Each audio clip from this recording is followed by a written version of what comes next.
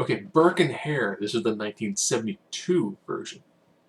You can tell this is the 70s exploitation of, well, it's occasionally referred to as the Burke and Hare murders.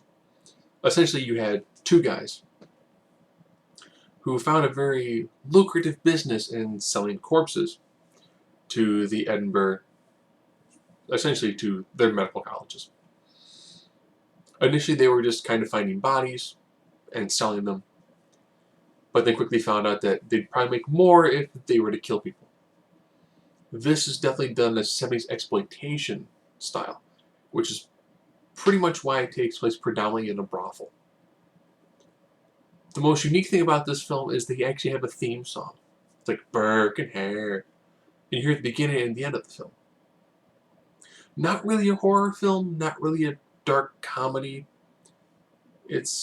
I watched this one because I wanted to see the 2010 version, and on Netflix they had them both. I'm like, oh, I'll watch the original version.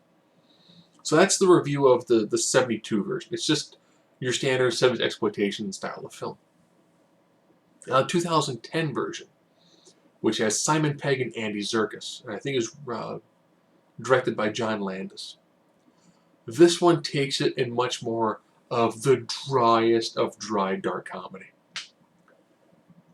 Serkis and Pegg are pretty much Burke and Hare. And they're kind of bumbling idiots. They definitely did up the blood and violence factor, because they're actually showing more of here's the dissections of people.